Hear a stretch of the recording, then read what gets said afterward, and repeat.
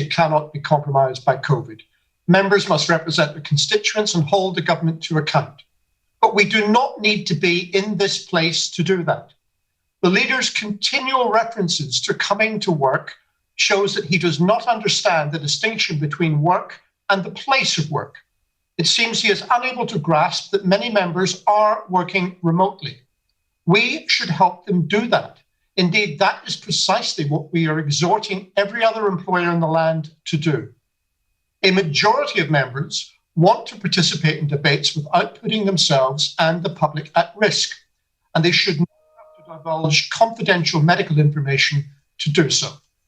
When will he listen to his own backbenchers, the Procedure Committee and the Liaison Committee, and switch the virtual technology back on? Mr. Speaker, let me turn now.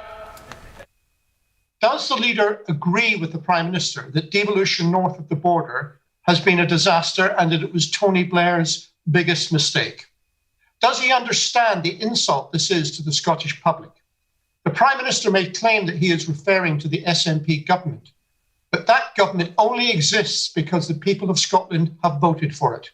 Not once, not twice, but 3 times. So the truth is that the Prime Minister is attacking the democratic decision of the people. Donald Trump would indeed be proud. The exposure of this level of disrespect from a British Prime Minister presents us with a grave constitutional problem. We need to have an urgent debate on devolution, not just, as I have argued for the last 6 months, to review its efficacy in the light of COVID, but to clarify whether the British government respects its own constitution. In May, the Scottish electorate will vote again. Now that the Prime Minister's contempt for devolution is clear, a great many will realise that the only way to protect the limited powers we have is to grasp the political power and capacity that comes with independence. Mr. Speaker, as I've set out before, I and the whole House have the greatest sympathy for people who are extremely clinically vulnerable and are advised not to come into work and to make provisions for them to come. I have sympathy with people who are in difficult circumstances that don't fall into that category, even if the guidelines don't actually provide them with the security that they may be asking for. I have much less sympathy for members of the Scottish National Party who don't actually like coming to Parliament in the first place. As regards what the Prime Minister said about devolution, let's look at the record of the SNP, because it is a tragic record of failure. Schools were once the pride of Scotland, and schooling in Scotland has gone down under the SNP's reign. They've fallen to 15th in reading from 6th in 2000. For maths, they're 31st, 9 places lower than England, and down from 17th in 2006 and 5th in 2000. So they've failed in terms of schools. They've failed in terms of the economy. Before the pandemic began, Scotland's economy was forecast to trail the UK for the foreseeable future. They have failed in terms of policing. Crime is on the rise, and most areas of Scotland have fewer police officers on the front line since the SNP forced the police merger through. Before the crisis, the SNP was causing the NHS to suffer.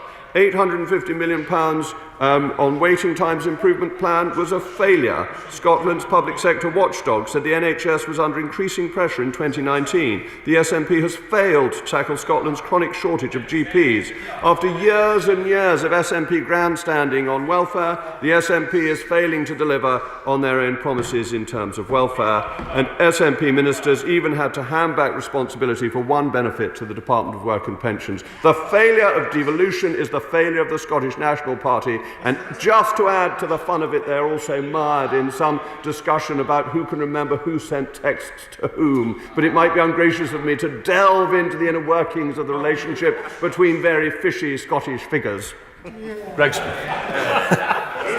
Thank you, Mr. Speaker. As was referenced earlier, lifting our spirits from the gloom of lockdown on Sunday, Lewis Hamilton secured his 7th Formula One World Championship, having smashed through all the other records with 94 race wins, 7 of which here at home at Silverstone and 97 pole positions. He is without doubt the most successful British sportsman.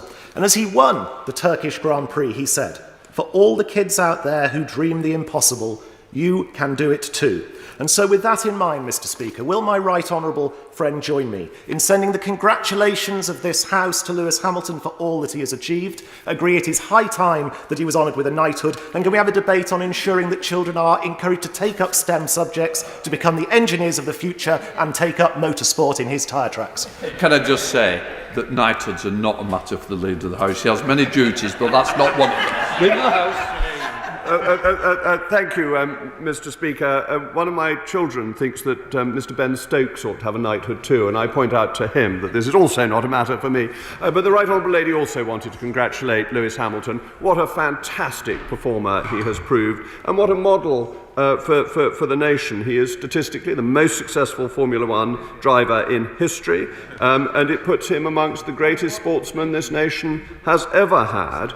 And I must confess, isn't there a little bit of all of us when we are driving who rather wish we were Lewis Hamilton when we're stuck at a red traffic light and the M4 stretches out for miles in front of us and we think, oh, if only we could put our foot down a little and go a bit faster. So I admire him, I congratulate him, and I'm even a little bit jealous of him. He might have to convert to electric as well. Let's go to the chair of the Backbench Committee with Ian Mearns. I'm very grateful, Mr. Speaker. I'm not sure where the Leader of the House would put the 6 children in a Formula One car, Mr. Speaker.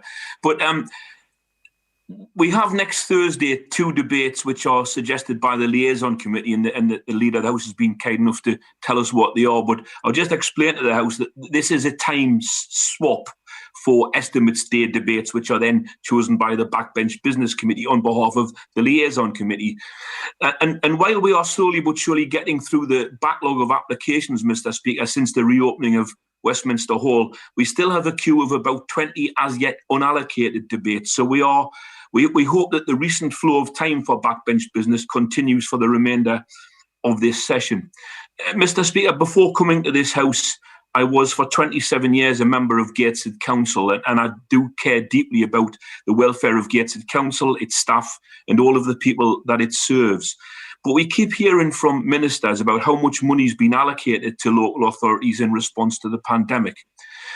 In Gateshead, we've received, I understand, something like £22 million, Mr. Speaker. But the expenditure on managing the pandemic is something like £70 million, Mr. Speaker, a £50 million or so shortfall. Can we do something about redressing this imbalance of expenditure over income as a result of the pandemic for local authorities around the country? In the House. Thank you, Mr. Speaker, and I'm grateful to the Honourable Gentleman for reminding the House about the swap for estimates days with the Liaison Committee. I would just remind him on council funding that so far £7.2 billion has been provided to local councils in additional expenditure, plus £24 billion for local businesses. Another £3 billion included in that sum was announced recently. So there is a very large flow of funds through to councils to support them in this very difficult period, and therefore councils are getting the money that they need. Let's head to Henry Smith. Henry Smith. Thank you, Mr. Speaker. In addition to generous previous support, the government have recently granted Crawley Borough Council a further £5.6 million in funding for the latest period of COVID-19 restrictions. Yet this local authority, which has unfortunately a record of financial mismanagement and reserves of well over £20 million, are complaining it's not enough. Can we have a statement from the local government secretary about ensuring such irresponsible councils are audited? Mr. Speaker, my honourable friend raises a really very important point. I've just set out the very large amounts of money that are being made available, but some incompetent councils are not spending that money well, and it is noticeable that they are often socialist-run councils who are not doing things properly, and he is right to ensure that they are held to account, but that last year the government commissioned Sir Tony Redmond to undertake a comprehensive review into the quality of external audit, and the government is considering its findings and will respond in due course. Oh, that's good. Let's head to Pontypridd with Alex Davies-Jones. Alex Davies-Jones. Diolch, Mr Speaker. The Leader of the House, being a father to 6 children himself, will hopefully be aware that on Tuesday we marked World Prematurity Day. What he may not be aware of, though, are the very specific struggles that thousands of families up and down the country who have incredibly poorly babies in neonatal care are currently going through. I can truly say that from my own experience, those days, weeks and months spent worrying about your neonate are truly some of the most agonising you will ever go through as a parent. Parents with children in neonatal care should clearly be able to take specific leave from their jobs and shouldn't be financially out of pocket from doing so. So will the Leader of the House therefore please commit to a debate on government time to address this issue and ultimately give hope to the parents in their time of absolute desperation? Leader of the House. Mr Speaker, I have the greatest sympathy for what the Honourable Lady is setting out, and I do have some direct knowledge of this, though not with my own children, but of children who are closely connected to me. And it is a very, very difficult and troubling time for parents. They deserve support. I would urge the Honourable Lady in the first place to seek an adjournment debate, but I think simply the whole House is with the argument she is making. Bob Stewart. Thank you very much, Mr Speaker. The Guardian newspaper has applied for the release to the media of character references which were provided to a judge solely to assist in sentencing during a criminal trial. If allowed, this will be a fundamental change of practice with far-reaching consequences for the criminal justice system. Could I ask my right honourable friend to allow time for an urgent debate on this vital matter? Thank you, Mr Speaker. Leader of the House. Thank you, Mr Speaker. It would obviously be wrong for me to comment on a specific case, but my honourable friend raises a concerning point. If people have, in a generality, given evidence to a trial on the understanding that it is confidential, it risks people not being willing to give such evidence in future if what is believed to be confidential turns out not to be. And I think a just system requires certainty, whatever degree of certainty that is. In individual cases, I understand it's a matter for the trial judge under Rule 5 of the Criminal Procedure Rules, but I will of course refer this matter to my right honourable and learned friends, the Lord Chancellor and the Attorney General. Alison Thulis. Thank you, Mr Speaker. As we head into Phase 4 lockdown on Friday in Glasgow, this is a really difficult time for small businesses such as the Velvet Moon gift shop in Finniston, the magical Big Top toy shop in Charing Cross, independent cafes like Canary Girl Coffee Co and the brand new Curlich hairdressers in Govan Hill. So can we have a debate on what we can all do to support small businesses and their owners at this time as we head towards the festive period? Leader. Mr Speaker, the magical Big Top toy shop does sound a wonderful place to visit and sounds full of treats with the run-up to Christmas. I wish I were going to be in Glasgow and have the opportunity to visit them, but I fear that won't be possible on a number of counts. The Honourable Lady raises something that is of concern to members across the House and across the various parts of the United Kingdom. A great deal of support has been given to businesses. Overall, there's been £100 billion in business support via bounce-back loans, grants, rate reliefs and VAT referrals, but the level of closures at the moment is very, very difficult, particularly for small businesses, and I think that if the Chairman of the Backbench Business Committee is still on the line, he will understand that many members would like to debate this important subject. Well, Bailey. Thank you, Mr Speaker. It is National Lorry Week, and there are very few people in this country who haven't relied on the transport industry keeping calm and carrying on during the pandemic. Whether it's food, goods, machinery or medicine, if we need it, they deliver it, and often while we are sleeping. In the Stroud constituency, companies like Cullimore Smiths and Howard Tennants and many, many more employ thousands of people in Gloucestershire, and they have my thanks. Will the Leader of the House ask the Secretary of State for Transport to make a statement on this vital industry, dealing with COVID, drivers' facilities, Brexit planning, all they are doing to reduce their carbon footprint, and also celebrating the Road Haulage Association's HGV heroes? Leader of the House. Thank you, Mr Speaker. My honourable friend is right to raise the fantastic work that lorry drivers do. And I think HGV Heroes is a great title for them because they have continued to work throughout the pandemic. They've been absolutely essential in ensuring that we are supplied with the necessities of life. And I think National Lorry Week is a good thing to celebrate, though when one is thinking that one wants to be Lewis Hamilton on the M4, stuck behind a convoy of lorries, one may not be as sympathetic as one ought to be. Actually, they are essential to the lifeblood of our nation. They keep the wheels of the economy turning and the engine of growth functioning. Thank you, Mr. Speaker. May I also congratulate Lewis Hamilton on his extraordinary achievement. But since the Leader of the House and I enjoy disagreeing, I absolutely feel not tempted to speed when I sit behind my wheel. Speeding belongs to the racetrack, not on our roads. Mr. Speaker, last week marked the 25th anniversary of the Disability Discrimination Act, and we have made a lot of progress since towards equality for people living with a disability. However, the pandemic has greatly disadvantaged people living with a disability, and we risk going backwards with the progress that we've made. So can we have a debate in government time about the disability discrimination since the pandemic has started?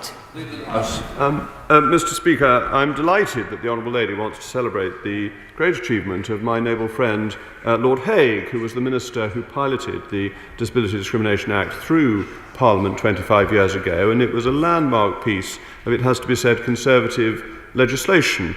It would be a good thing to debate the success of this legislation and the Conservatives' commitment over 25 years to disability discrimination. I think it's something that all parties wish to see ended.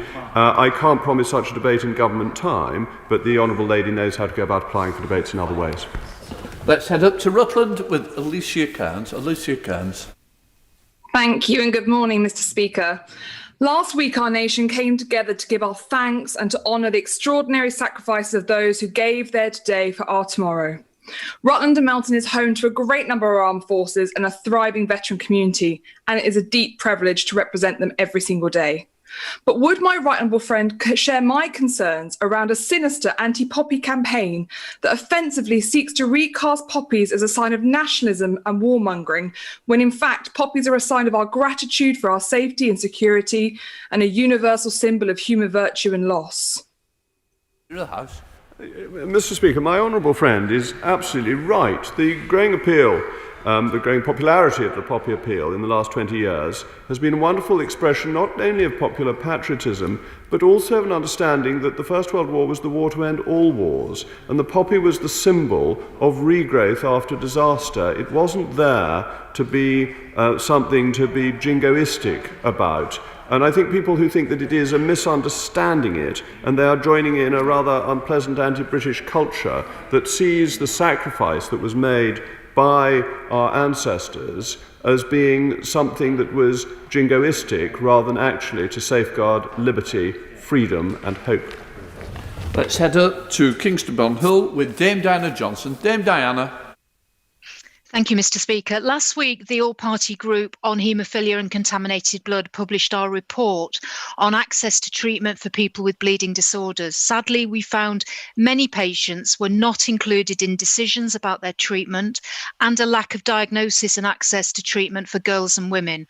As the Leader of the House knows, this group was at the centre of the scandal that is currently the subject of the NHS infected blood inquiry. Improvements to treatment need not wait for the outcome of Sir Brian Langstaff's inquiry, though. So can we please have a debate on how government might take forward the 19 recommendations in our report? Leader of the House. Mr. Speaker, the Honourable Lady has campaigned on this so effectively for a long time and has been enormously successful in her campaign, and rightly so, because the contaminated blood issue is one of great seriousness and difficulty for the people who were affected. I cannot promise her a debate, but as I have said to her before, if there are specific issues she would like taken up from these sessions with ministers, I will unquestionably do so on her behalf. Let's head to Wellingborough with Peter Bone. Peter Bone. Speaker, I hope the Leader of the House will agree with me that the greatest achievement so far of the Prime Minister, among many achievements, is to implement the decision of the British people to leave the EU. This Tuesday, Lord Frost has indicated that the trade deal may well be landed. If that is the case, could the Leader of the House guarantee a statement on that day and later in the week a debate on the trade deal? Or if there is not a trade deal, what is going to come next?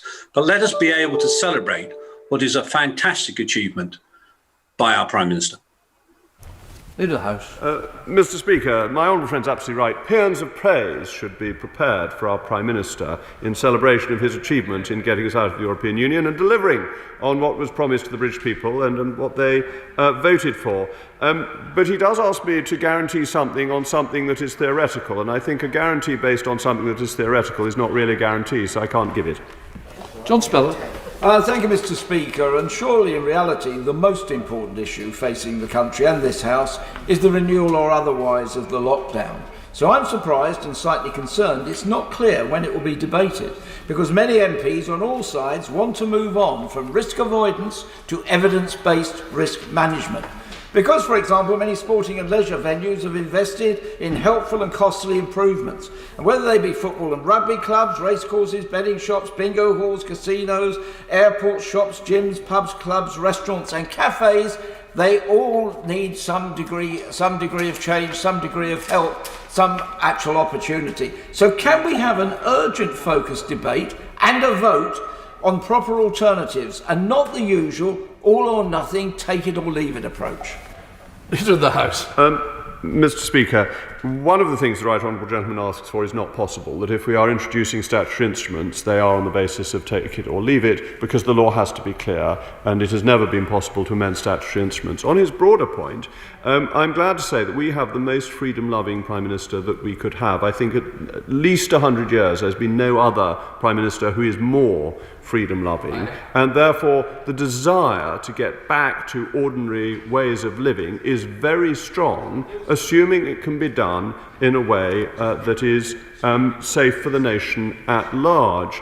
And I can assure him that the government has made a commitment that any matters of national significance will be brought before this House before they are introduced. Now, I can't give the timings on that because the decisions haven't been made, but the basic choice of this House will be that it will come before this House for a vote on any new statutory instruments if they are of national significance. Danny Cougar. Thank you, Mr. Speaker. My right honourable friend is justly and naturally proud of the county of Somerset. It is, after all, the cheese capital of the South West. But he will know that while his half-naked ancestors were sitting about watching what happens when you leave milk out for a very long time, the men and women of Wiltshire were building some of the wonders of the ancient world, like Avebury and Stonehenge and Silbury Hill. So does my right honourable friend agree with me that for the sake of both our counties, the Great West Way, which is the tourist trail between London and Bristol following the ancient routes, including the Kennington Avon Canal, where the speed limit is only 4 miles an hour, I should tell him, deserves all our support? And does he share my hope that next week's spending review will include a commitment to fund new tourism zones, of which the Great West Way should be the first and greatest? Leader of the House. Mr. Speaker, the honourable gentleman is right to say that Wiltshire is a great county, because in 878 it was on the right side at the Battle of Eddington where Alfred defeated the Danes, and the good people of Somerset, Wiltshire and Hampshire came together for that historic victory on which the country is essentially founded. He is wrong, however, to highlight the ancient monuments of Wiltshire, because there's a much better one in Stanton Drew, of greater antiquity, greater beauty and greater interest. And I would suggest people go to Stanton Drew rather than to Stonehenge, where they don't have to worry about the A303. However, the Great West Way is a fantastic route. You can make a detour off it to go and visit Eddington, where the battle may have taken place, and the government is supporting it via the 45 million Discover England Fund. So let Somerset, Wiltshire and Hampshire rejoice in our shared and distinguished history. Just for the record, the member for Devices might want to know that the Leader of the House last week said how important it is to see Stonehenge as he travels past it on the 303. But there we are, let's head to Kingston upon Hull with Carl Turner. Carl Turner. As you know, Mr. Speaker, we have a public health emergency in Hull with the highest COVID infection rate in the country. But my city is being left in the dark with no contact from ministers. and were being hung out to dry without additional financial supports. So could we please have a statement as to why no government minister has picked up the phone to our council leader, Councillor Stephen Brady? Leader of the House. Mr. Speaker, I know this matter came up in the debate yesterday, and that my right honourable friend, the Paymaster General, responded to say that during the course of the debate she arranged for the COVID-19 task force, who through the Cabinet Office and her office will coordinate this, to have a meeting with the Honourable Lady, the member for Kingston upon Hull North, and any other people, whether colleagues in this place or the Local Resilience Forum. So I believe this is in hand as of yesterday. Thank you. Can we have an early debate in government time on the regulation and prevention of online harms? This afternoon's Backbench business debate, which was already the amalgamation of 2 approved debates on that subject by the Backbench Business Committee, has had its time substantially truncated by government business on the order paper today. This is a matter of considerable concern to colleagues in the House. This debate was heavily subscribed, and to people outside the House. And of course the government's online harms bill is still long awaited. Leader of the House. Thank you, Mr. Speaker. Online harms continues to be a priority of the government, and the government is firmly committed to making the UK the safest place to be online. My honourable friends and right honourable friends in DCMS and the Home Office are working to introduce legislation next year, and we will also be publishing our full response to the online harms white paper consultation. My honourable friend will have further opportunity to raise this issue again during the Backbench business debate on the regulation and prevention of online harms, and I'm sure there will be other opportunities in due course. Richard Thompson. Thank you, Mr. Speaker. The Leader of the House will be aware of the National Audit Office report into government procurement during the pandemic, which, while acknowledging the exceptional circumstances which did apply, nevertheless identified many problems with the processes which had been undertaken, and also highlighted the need to maintain public trust in the process. Now, accepting that there are regular general debates on COVID-19 in the Chamber, this report surely merits a more detailed exploration by members. So I wonder if the Leader might make time in early course in order to allow a full debate in this Chamber on that report and its content. Mr. Speaker, I do refer really what I'd said earlier. There has been an extraordinary success in procurement that had to be done very quickly, and everybody wanted it done very quickly. If you take the vaccine task force, for example, has secured agreements for 350 million doses of 7 leading vaccines. 300,000 people have signed up to the vaccine registry to accelerate the development with test and trace. Nearly 36 million tests have been completed, and we're testing at 500,000 or capacity for 500,000 a day. Every contract over £120,000, or 80% of them, I think, have been published so far, so that there is transparency. So I think there is always a choice. Everyone knows that if you have a leak at 2 o'clock in the morning and call the plumber out, it costs more than if you book the plumber to come in 3 months' time. We're in the situation of having a leak at 2 in the morning. It was inevitably expensive. Let's head up to Dudley North with Marco Longhi. Marco Longhi. Thank you, Mr. Speaker. Does the Leader of the House agree that, given the nature of our role, MPs who can attend Parliament in person should do so, and that any motion to extend remote participation to debates should be based on clinical vulnerability in accordance with government guidance rather than personal choice? Mr. Speaker, our fantastic broadcast team, Parliament's House staff, teachers, postmen, supermarket workers, delivery drivers and our NHS workers leave home to go to work, and so should we. Leader of the House. Thank you, Mr. Speaker. My honourable friend's absolutely right. Members of Parliament are key workers and should not be treated any differently to other key workers, many of whom have been continuing to come into work since the start of the pandemic. It is the government's strong view that Parliament best serves the UK public when MPs are present in Westminster carrying out their essential functions. Just as hospitals and schools provide essential services in health and education, Parliament performs an essential constitutional role, making and changing legislation, debating key issues and scrutinising the work of government. The House authorities have made every effort to ensure that the physical proceedings in operation are in line with Public Health England guidance and safe for members and the staff of the House. Our approach has evolved as the pandemic has evolved, and we are pleased that this latest change, if it is accepted by the House, will allow those who are clinically extremely vulnerable to participate. Lord Russell-Moyle. Thank you, Mr. Speaker. Look, I've got a number of constituents whose landlords have backtracked on their word when they said that they would be given rent relief and now are saying it is only rent deferrals. And they've even been taken to court because the law is, I'm afraid, weak and the advice is unclear. Can we, and can I ask the Leader of the House, if we can have a proper debate about housing in this place, and if the government will actually fulfil their manifesto commitment of bringing forward a renters' rights bill that will ban Section 8 and 21 evictions for once and for all? Mr. Speaker, it's worth setting out what the government has done, because during the first wave, evictions were banned for 6 months, protecting 8.6 million households. We then doubled eviction notice periods from 3 to 6 months, meaning that if someone is served notice today, they can stay in their home until May in all but the most serious cases, so that tenants are being protected, but obviously there needs to be a balance between landlord and tenant. Listening Buchan. Thank you, Mr. Speaker. I understand that the housing target standard methodology is being tweaked, but does my right honourable friend agree with me that in central London it not only needs to be tweaked, it needs to be radically changed, since in my local authority the housing target goes from 450 to almost 3,300, a seven-fold increase. Will my right honourable friend make time for a debate where we can talk about how we can get more housing, which we urgently need, but in a way that is achievable and practical?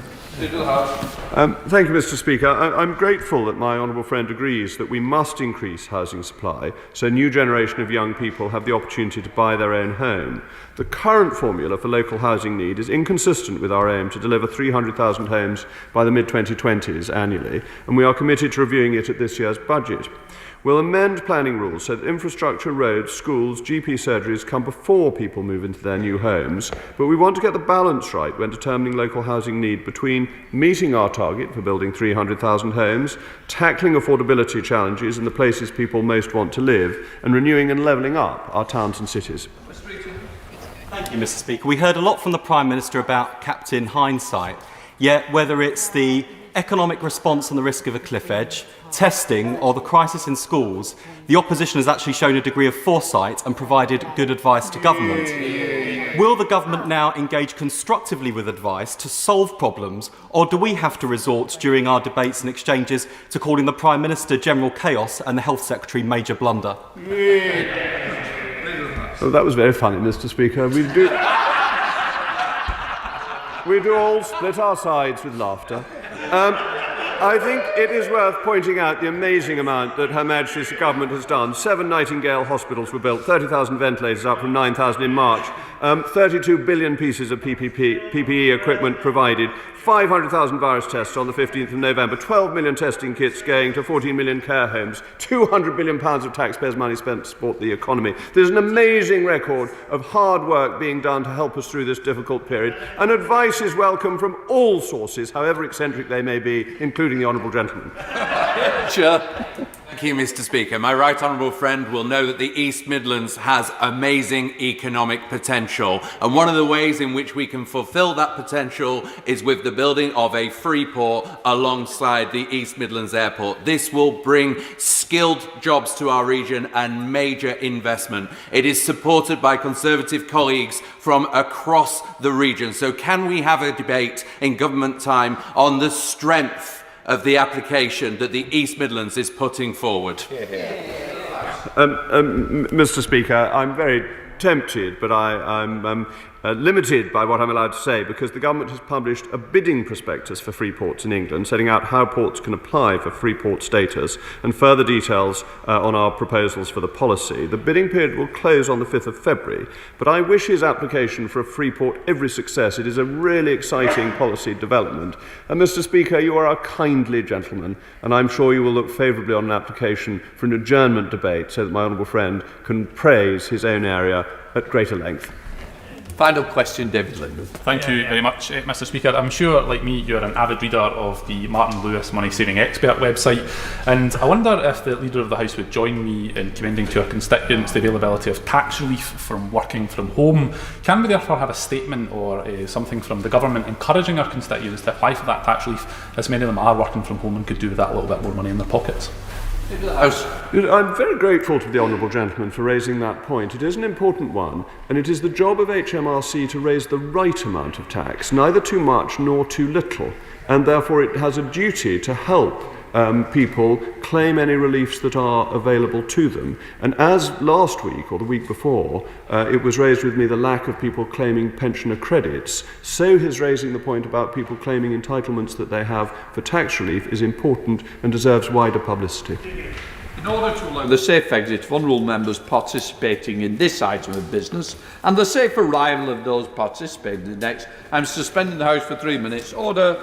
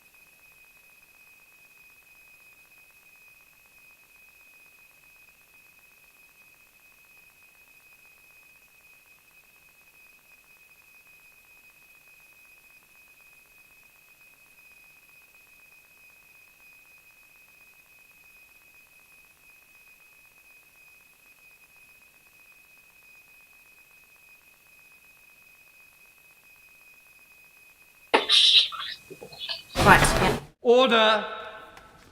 I'm going to call the Prime Minister to make a statement, who will be making the statement remotely. Prime Minister. Mr. Speaker, thank you. And with permission, I will update the House on the government's integrated review of foreign defence, security and development policy. Our review will conclude early next year, setting out the UK's international agenda. But I want to inform the House of its first outcome. For decades, British governments have trimmed and cheese-pared our defence budget. And if we go on like this, we risk waking up to discover that our armed forces, the pride of Britain have fallen below the minimum threshold of viability. And once lost, they can never be regained. That outcome would not only be craven, it would jeopardize the security of the British people, amounting to a dereliction of duty for any Prime Minister. So I refuse to vindicate any pessimistic forecasters there may have been by taking up the scalpel yet again. Based on our assessment of the international situation and our foreign policy goals, I've decided that the era of cutting our defence budget must end, and it ends now. I'm increasing defence spending by £24.1 billion over the next 4 years. That's 16.5 billion more than our manifesto commitment, raising it as a share of GDP to at least 2.2%, exceeding our NATO pledge and investing £190 billion over the next 4 years. More than any other European country and more than any other NATO ally except the United States. The Ministry of Defence has received a multi-year settlement because equipping our armed forces requires long-term investment, and our national security in 20 years' time will depend on decisions we take today.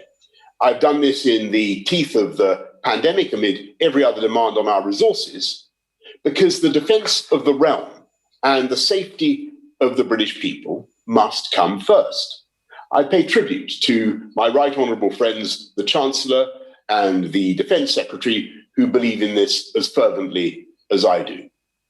Reviving our armed forces is one pillar of the government's ambition to safeguard Britain's interests and values by strengthening our global influence and reinforcing our ability to join the United States and our other allies to defend free and open societies. The international situation is now more perilous and intensely competitive than at any time since the Cold War. Everything we do in this country, every job, every business, even how we shop and what we eat, depend on a basic minimum of global security, a web of feed pipes, of oxygen pipes that must be kept open, shipping lanes, a functioning internet, safe air corridors, reliable undersea cables, and tranquility in distant straits. This pandemic has offered a taste of what happens when our most fundamental needs are suddenly in question.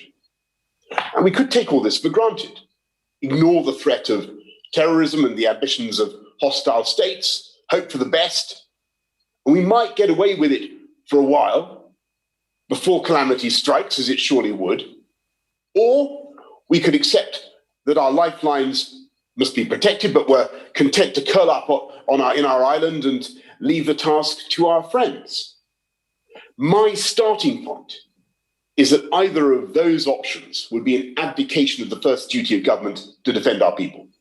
My choice, and I hope it will carry every member of the House, is that Britain must be true to our history, to stand alongside our allies, sharing the burden and bringing our expertise to bear on the world's toughest problems. To achieve this, we need to upgrade our capabilities across the board. We've already united our international effort into a new department combining aid and diplomacy, led with grit and purpose by my right honourable friend, the Foreign, Commonwealth and Development Secretary. Next year will be a year of British leadership when we preside over the G7, when we host COP26 in Glasgow and celebrate the 75th anniversary of the first United Nations General Assembly in London. We're leading the world towards net zero with our 10-point plan for a green industrial revolution. And we're campaigning for our values, particularly freedom of religion and the media, and giving every girl in the world access to 12 years of quality education. But extending British influence requires a once-in-a-generation modernisation of our armed forces. And now is the right time to press ahead, because emerging technologies, visible on the horizon, will make the returns from defence investment infinitely greater. We have a chance to break free from the vicious circle whereby we ordered ever decreasing numbers of ever more expensive items of military hardware, squandering billions along the way. The latest advances will multiply the fighting power of every warship, aircraft, and infantry unit many times over. And the prizes will go to the swiftest and most agile nations, not necessarily the biggest. We can achieve as much as British ingenuity and expertise allow. We will need to act speedily to remove or reduce less relevant capabilities, and this will allow our new investment to be focused on the technologies that will revolutionize warfare. Forging our military assets into a single network designed to overcome the enemy. So a soldier in hostile territory will be alerted to a distant ambush by sensors or satellites or drones, instantly transmitting a warning, using artificial intelligence to devise the optimal response, and offering an array of options, from summoning an airstrike to ordering a swarm attack by drones, or paralyzing the enemy with cyber weapons. New advances will surmount the old limits of logistics. Our warships and combat vehicles will carry directed energy weapons, destroying targets with inexhaustible lasers. And for them, the phrase "out of ammunition" will become redundant. Nations are racing to master this new doctrine of warfare, and our investment is designed to place Britain among the winners. The returns will go far beyond our armed forces. From aerospace to autonomous vehicles, these technologies have a vast array of civilian applications, opening up new vistas of economic progress, creating 10,000 jobs every year, 40,000 in total, levelling up across our country and reinforcing our union. We're going to use our extra defence spending to restore Britain's position as the foremost naval power in Europe, taking forward our plans for 8 Type 26 and 5 Type 31 frigates and support ships to supply our carriers. We're going to develop the next generation of warships, including the multi-role research vessels and Type 32 frigates. And this will spur a renaissance of British shipbuilding across the UK, in Glasgow and Rosyth, Belfast, Appledore and Birkenhead, guaranteeing jobs and illuminating the benefits of the union in the white light of the arc welder's torch. If there is one policy which strengthens the UK in every possible sense, it is building more ships for the Royal Navy. Once both of our carriers are operational in 2023, the UK will have a carrier strike group permanently available, routinely deployed globally, and always ready to fight alongside NATO and other allies.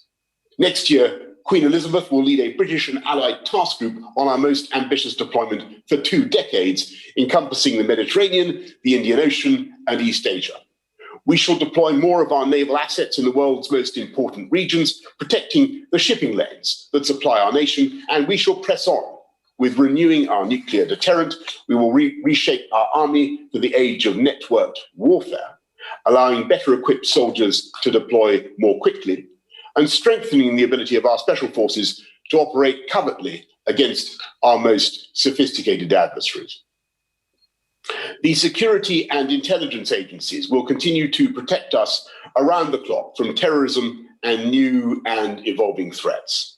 We will invest another £1.5 billion in military research and development designed to master the new technologies of warfare, and we will establish a new centre dedicated to artificial intelligence and a new RAF Space Command, launching British satellites and our first rocket from Scotland in 2022. I can announce that we have established a national cyber force, combining our intelligence agencies and service personnel, which is already operating in cyberspace against terrorism, organised crime, and hostile state activity. And the RAF will receive a new fighter system harnessing artificial intelligence and drone technology to defeat any adversary in air-to-air combat. Our plans will safeguard hundreds of thousands of jobs in the defence industry, protecting livelihoods across the UK and keeping the British people safe. The defence of the realm is above party politics, and we all take pride in how British resolve saved democracy in 1940, and British internationalism, directed by Clement Attlee, helped to create NATO and preserve peace through the Cold War. The wisdom and pragmatism of Margaret Thatcher found a path out of confrontation when she met Mikhail Gorbachev in 1984. In each case, Britain tipped the scales of history and did immense good for the world. Now we have a chance to follow in this great tradition, to end the era of retreat, to transform our armed forces, bolster our global influence, unite and level up across our country, protect our people, and defend the free societies in which we fervently believe. Mr. Speaker, I commend this statement to the House. I now call the Leader of the Opposition, the Right Honourable Keir Starmer. Thank you, Mr. Speaker, and can I thank the Prime Minister for advance sight of his statement. Mr. Speaker, under my leadership, national security will always be Labour's top priority. Britain must once again show global leadership and be a moral force for good in the world, both in how we tackle present and emerging security threats, but also in how we build a fairer, greener and more secure world. So we welcome this additional funding for our defence and security forces, and we agree that it's vital to end what the Prime Minister calls, I have to say with complete lack of self-awareness, an era of retreat. But Mr. Speaker, this is a spending announcement without a strategy. The government has yet again pushed back vital parts of the integrated review, and there's no clarity over the government's strategic priorities. And then there's the question of money. How will this announcement be paid for? Such is the government's handling of this pandemic that the UK has the sharpest economic downturn of any G7 country. Next week, the Chancellor will have to come here and set out the consequences of that. So can the Prime Minister tell us today, will the commitments he's made require additional borrowing, mean tax rises? If so, which ones? Or will the money have to come from other departmental budgets? In particular, at the election last year, there was a very clear Conservative Party manifesto to, and I quote, spend 0.7% of GNI on international development. So a straight question, Prime Minister. Is the government going to keep to that manifesto commitment? He must know that if he breaks it, that would not only undermine public trust, but also hugely weaken us on the global stage. The Prime Minister spoke of an era of retreat, a really interesting phrase after a decade of Conservative government and underinvestment in our armed forces. Can I remind the House that defence spending has fallen by over £8 billion in real terms over the last 10 years? Over the same period, UK regular forces have decreased by a quarter, and on top of that, the National Audit Office estimate there's a black hole of up to £13 billion in the MOD equipment plan. So the additional funding today is on foundations that have been seriously weakened over the last 10 years. And let me come to a point that's very important to our armed forces personnel. Can the Prime Minister tell us, will there be any further cuts to the size of our armed forces over the period of this spending review? There are a number of other holes in the Prime Minister's plan. With less than 6 weeks to go to the end of the transition period, there's still no clarity about the direction of our post-Brexit foreign or trade policy. And the government has not yet rolled over existing trade agreements with 15 countries. That's deals worth up to £80 billion of trade a year. The Prime Minister speaks of tackling global security threats, improving cyber capability, and that is all welcome, and we welcome it.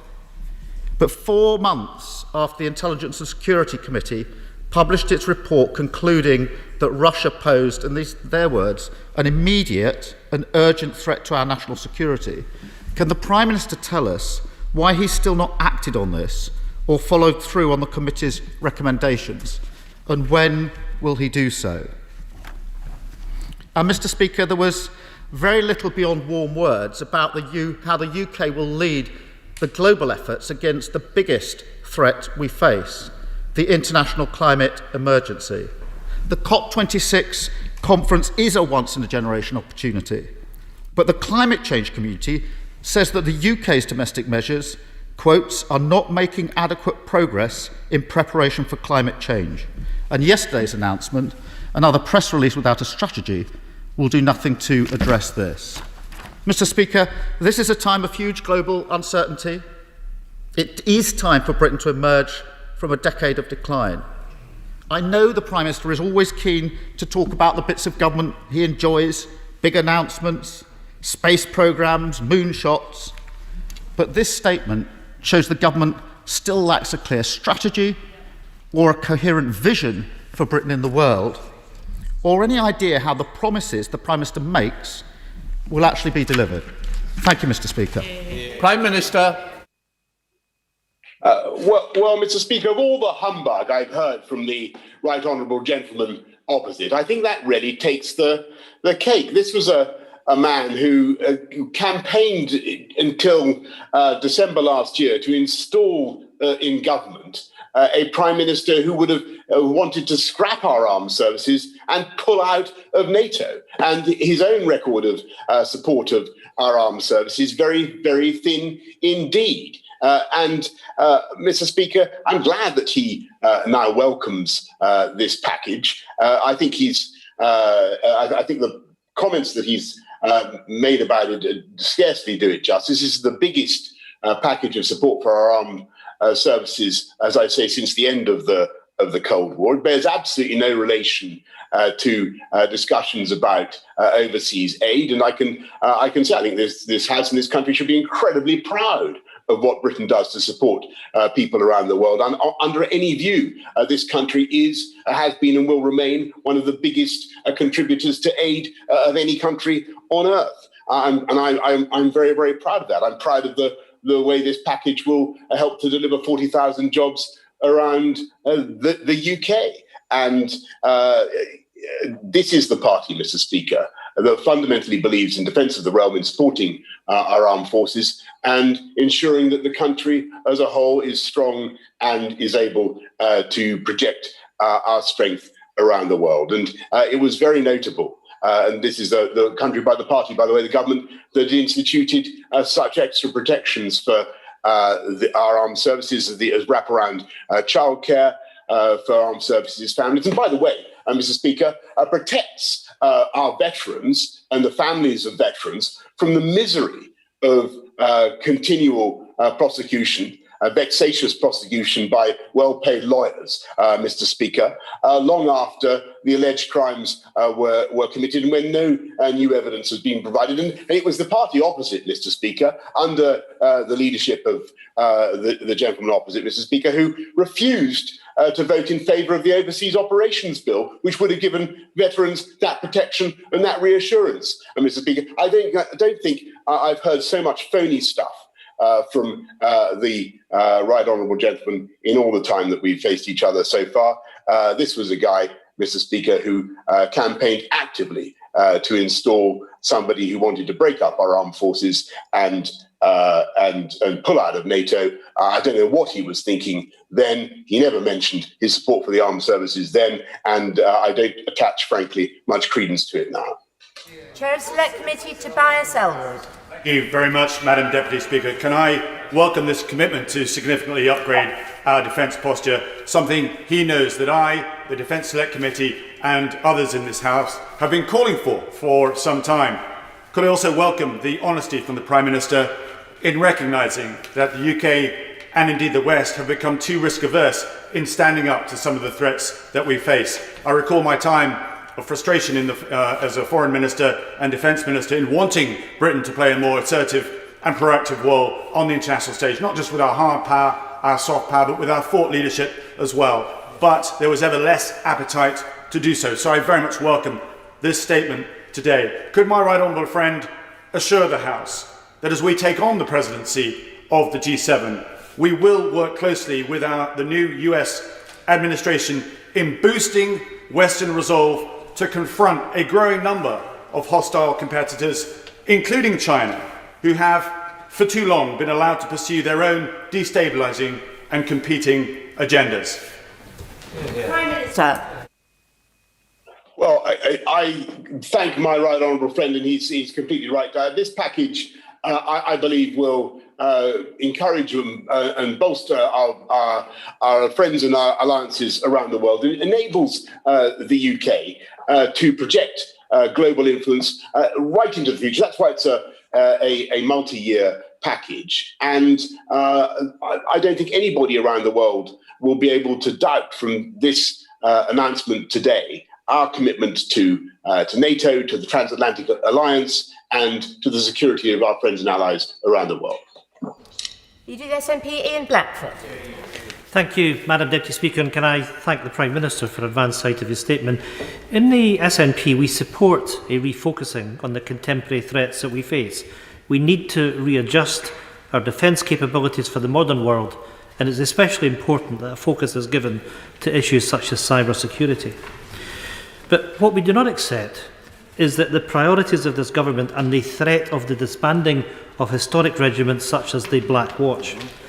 Disbanding the Black Watch would show that the promises made to Scotland during the Scottish independence campaign have been broken, buried and forgotten by this government. We were promised 12,500 personnel to be stationed permanently in Scotland. The number remains well below 10,000. Such broken promises not only mean fewer jobs in Scotland, but also undermines Scotland's security interests. Madam Deputy Speaker, billions of pounds of taxpayers' money are still being spent on Trident nuclear weapons. Scotland remains overwhelmingly opposed to weapons of mass destruction on the Clyde. We need to respond to today's challenges rather than on vanity projects. Madam Deputy Speaker, the SNP also has serious reservations regarding such a windfall to defence spending during these unprecedented times of hardship for so many. This review will reportedly see the UK as Europe's biggest defence spender, when just 3 weeks ago this government refused to provide free school meals for children during the holidays. And we have learned that the UK government is considering cutting the overseas aid budget by billions of pounds. Madam Deputy Speaker, the Prime Minister may use the term Global Britain, but on these benches we believe the Prime Minister has his priorities all wrong. The Tories have closed DFID, one of the most successful departments of government, in order to politicise instead of focusing it on sustainable development goals. In our submission to the Integrated Defence Review, we've put forward sensible suggestions on how to meet the modern-day threat picture, but not to the detriment of our historic regiments in Scotland. I ask the Prime Minister today, will he rule out scrapping the Black Watch and cuts to international aid spending? Yes. You know, Madam Deputy Speaker, I mean, it is an absolute disgrace in the face of the threats that we get the contempt that we see yet again this afternoon from the Defence Secretary and his colleagues on the Tory benches. It's shameful, and he really ought to grow up and show some respect to the regiments of Scotland. Madam Deputy Speaker, with independence, Scotland can have a foreign policy that reflects our values and interests and a defence capability that matches capabilities to threats. With our submission to this review, we're looking to play a constructive role in informing UK policy, but we will be setting out how Scotland can play a full role as a normal, law-abiding, values-driven, independent country on the world stage. Prime Minister. Well, Mr. Speaker, I can certainly give the right honourable gentleman that guarantee. And once again, he seems to be a veritable geyser of confected indignation. Of course, we're going to guarantee the Black Watch. The DFID will remain in East Kilbride as long as he doesn't continue with his ambitions to break up the United Kingdom. And even if he does, the DFID will remain in East Kilbride. Mr. Speaker, it's preposterous to listen to the Scottish National Party talking about their desire to support defence spending when everybody knows fine well that it's thanks to UK-wide investment that we're able to deliver not just the Black Watch and DFID in East Kilbride, but a fantastic programme of shipbuilding in Govan and in Rosyth. And under his plans, it's not just that there would be no deterrent, there would be no shipbuilding, there would be no Black Watch, Mr. Speaker, in the land of the SNP. That's the reality. Fox. Madam Deputy Speaker, can I say to my right honourable friend that this statement smacks not only of promises kept, but promises exceeded, and I congratulate him for that. Does he accept that in an era when global cyber attacks threaten our entire way of life, from the economy to the NHS, that we need to spend more of our defence budget on assets that we cannot see, as well as updating our core assets, and this needs to be clearly explained to the British people? And in this war of the invisible enemy, does he believe that cyber doctrine has evolved to match our capabilities, especially on existential threats, in order to provide adequate deterrence? Prime Minister. Well, thank you, Madam Deputy. My right honourable friend is an expert on what he's talking about, and I can tell him that obviously the National Cyber Force is working on doctrine that is currently evolving, but we will deploy our cyber capabilities, I'm sure he and the House would expect, in accordance with international law, and we will do it to protect the British public and our citizens. We now go to the Leader of the Liberal Democrats, Sir Ed Davey. Madam Deputy Speaker, we all owe an enormous debt to the brave men and women of our armed forces and security services for their work keeping our country safe. So we will give this review the study it merits, but can I immediately welcome the extra investment in cybersecurity, so Cheltenham's GCHQ and the amazing people who work there can continue to ensure the UK remains a world leader in this crucial aspect of modern defence. But with data and cyber so important to modern defence, he will know that access for our security services and police to European crime databases is vital to keeping the British people safe. So can the Prime Minister guarantee we will retain direct, real-time access to all these European databases after January the 1st? Prime Minister. Mr. Speaker, we will make sure that we have all the cooperation, and I thank the right honourable gentleman for his point. It's a very important one, and I agree with him what he says about GCHQ and Cheltenham. But I'm assured that we will be able to maintain all the cooperation, all the collaboration that we need to do to protect our people and our citizens, not just with our European friends and partners, but also with Five Eyes and other allies and friends around the world. Andrew Mitchell. Thank you, Madam Deputy Speaker. My right honourable friend has delivered for our armed forces today, and he deserves the support of the whole House, and particularly as he seeks to improve the procurement mechanisms of the Ministry of Defence as well. Will he bear in mind the wise words of General Mattis, the former American Defence Secretary, who told Donald Trump, and I quote, "The more you cut aid, the more I have to spend on ammunition." Britain's development leadership and the standing by our promise to the poorest of the 0.7, which was a manifesto commitment, will stand my right honourable friend in very good stead as he assumes the chairmanship of the G7 on January the 1st and promotes the important values of global Britain. Prime Minister. Well, I'm grateful for my right honourable friend's points, and he himself has done extraordinary work to champion the poorest and neediest around the world.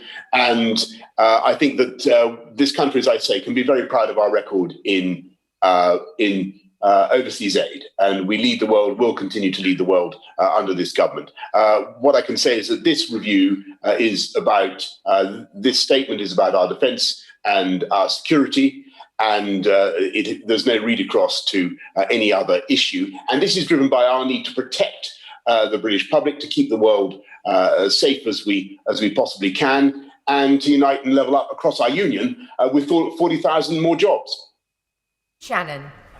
Speaker, can I thank the Prime Minister for his commitment to all of the United Kingdom of Great Britain and Northern Ireland.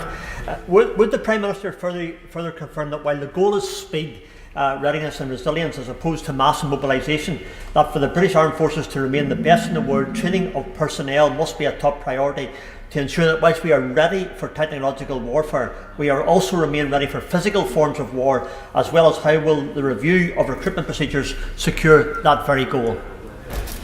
Prime Minister. The honourable gentleman makes a very important point. The Defence Review will ensure that we remain full spectrum capable, I think is the phrase, Mr. Speaker, that the House should use. Full spectrum capable. We now go to Sir David Evanet. Madam Deputy Speaker, can I strongly welcome and support my right honourable friend's statement? We live in difficult times, but as he states, the defence of the realm must always remain a top priority. However, this announcement will be warmly welcomed by so many British businesses who rely heavily on our defence industry. Will my right honourable friend confirm that this will safeguard jobs, helping us build back and level up opportunity across our nation? Prime Minister. My honourable friend is use this defence package spending review not just to modernise and update our armed forces in a truly revolutionary way, if you look at what the package is doing, but also to drive jobs across the whole of the UK. And it's a very, very exciting prospect. John Speller. Madam Deputy Speaker and Prime Minister, look, if this boost for defence spending is the first fruits of the departure of Dominic Cummings, it's most welcome, especially in ensuring we can continue to work effectively alongside our long-term allies and partners, the United States, even more so with the welcome arrival of President Biden. But can he also ensure that spending is, wherever possible, directed to firms in the UK, and that orders are also pulled forward to get British industry moving? And he can start with the Fleet Solid support ships, tell the Ministry of Defence to send out the invitations to bid, not in some ill-defined spring, as they're saying at the moment, but very early in 2021, and which will be a very welcome Christmas present and New Year message, not only for our shipyards, but also for our engineering steel industries and their communities as well. Prime Minister. Well, the honourable gentleman, I think he speaks for many, and he certainly speaks for me in what he says about the Fleet Solid support ships. But this is a great moment for shipbuilding in this country, and be in no doubt of the ambition of my right honourable friend, the Defence Secretary, who is now leading a renaissance in shipbuilding. He is the shipbuilding star, and I'm sure he will have heard the honourable gentleman's points loud and clear. Deanna Davison. Madam Deputy Speaker, and I welcome in the strongest possible terms the incredible announcement today from the Prime Minister. Before joining this place, I worked for a County Durham startup in research and development and saw firsthand the incredible value that R&D brings to society, particularly when tech is developed that can then be applied to other uses. And I've got no doubt that investing in military R&D will lead to advancements for civilian applications in areas like aviation and autonomous vehicles. Indeed, the technology that allows us to see the Prime Minister beamed onto our screen today first came from a military communication innovation. So can my right honourable friend confirm that this package of funding will be underpinned by a strong commitment to military research and development? Prime Minister. I can indeed, Mr. Speaker, and there is a big chunk of this package which is specifically dedicated to research and development in cyber, in AI, in drone warfare, in all the warfare of the future. We need to the victors of the future will be those that are able to master data and new technology in the way that this package supports. We now go to Sarah Champion. Thank you, Madam Deputy Speaker. I really welcome this commitment to our armed forces. In his statement, the Prime Minister spoke about defending our people and keeping the world safe. And I would argue that these are development objectives, thinking specifically around climate change, food security, creating stable governments, and investing to end violence against women and girls. So how will the Prime Minister ensure that development remains front and centre of the UK's new international policy following the integrated review? And can he please quash rumours and confirm his manifesto commitment to the 0.7, both now and going forwards? Prime Minister. As I've said several times to the House, Madam Deputy Speaker, I think we can all be proud of our record on overseas aid, and that will continue. But it's also by investing in armed services that you can do some of the greatest things for the poorest and neediest people around the world. Traveling around the world to countries that are in real distress, I often have found that the single export that they crave the most is the help and the reassurance and the security that comes from British armed services, and that's one of the reasons helping to keep our world safe is a huge a part of this agenda. Ben Everett. Thank you, Madam Deputy Speaker. Our armed forces have played a crucial role in our response to this pandemic, not least in setting up and scaling the mega lab in Milton Keynes. But looking beyond Milton Keynes to the world, does the Prime Minister agree with me that this investment sends a huge message to our friends and our allies around the world that Britain is serious about security? And not only that, Madam Deputy Speaker, it sends a message to those that would do us harm, that would threaten the security of our people and our nation, that Britain is serious about defending our people, our businesses, our economy and our values. Prime Minister. Well, Mr. Speaker, that is exactly the purpose of this announcement. It is a long-term plan that allows us to reform our defences, and they must be reformed, they must be improved, whilst also allowing us to project force and stability around the world. That's what it is designed to do. It simultaneously creates tens of thousands of jobs across the whole of the United Kingdom. So it has a big economic benefit as well. We now go to Dan Jarvis. Thank you, Madam Deputy Speaker. I welcome the commitment to additional future funding, but we shouldn't forget that British boots are on the ground in Afghanistan today. A consequence of President Trump's threat to reduce troop numbers would mean that the UK will need to play a greater role in building peace, security and resilience. So, can I ask the Prime Minister whether the UK stands ready to meet this challenge and ensure that the people of Afghanistan are afforded the opportunity of a more peaceful and prosperous future? Prime Minister. The Honourable Member, and I recognise and admire the service that he himself has given to this country in our armed forces, and he's completely right to point to the issue of proposed potential American drawdown in those areas. We're watching it very closely, and I can tell him that we will be working with our American friends in the new administration to ensure that we continue to do whatever we can to protect the stability and security of those troubled countries. Now go to Dr. Julian Lewis.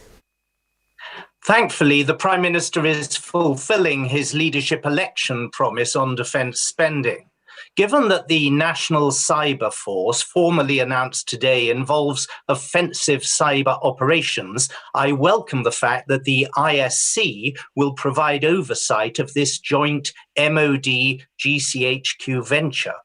Is my right honourable friend fully satisfied that the Intelligence and Security Committee is now properly constituted to conduct this scrutiny impartially and independently?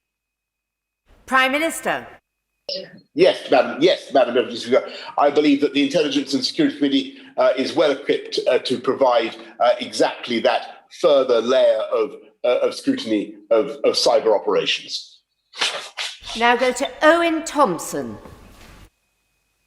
Thank you, Madam Deputy Speaker. The Prime Minister has outlined his ambition for a space control to secure space launch capability from the UK.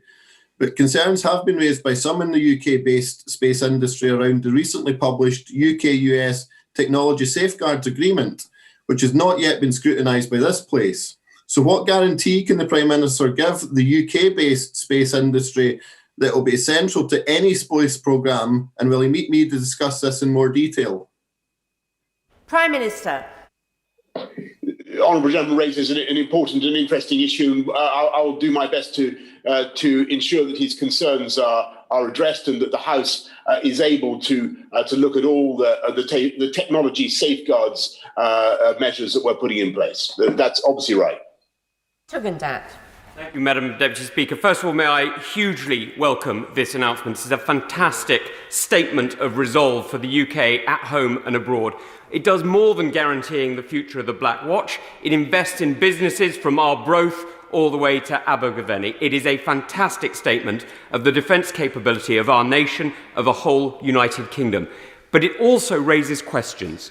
Now, this spending package is enormously important because it allows the planners to think about the future, confident in the money they will have to spend. Will he therefore commit to bringing forward as soon as possible the integrated review so that we have a strategic approach to that spending? Because this time we can't outspend the communists. We've got to outthink them. Prime Minister. The Honourable Gentleman is spot on.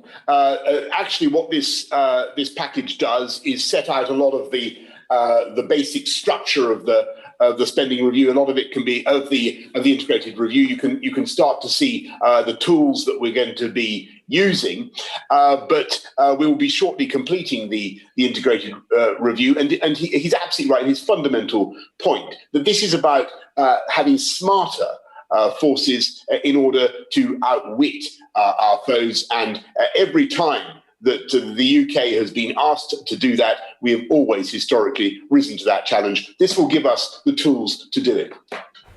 Now go to Jamie Stone. Thank you. Can I say that as a Scottish MP, I have no doubt as to the vital role that Scotland plays in the defence of the realm. We think about recruitment of personnel. As the Prime Minister mentioned, an establishment such as Forsyth and RAF Lossiemouth are great examples. Now, on the 7th of September 1921, the Cabinet met outside London for the very first time in history. This was to consider the Irish crisis, and they met in the townhouse in Inverness. So, Madam Deputy Speaker, may I suggest to the Prime Minister that the UK Cabinet meets again in the Inverness townhouse on the 7th of September next year.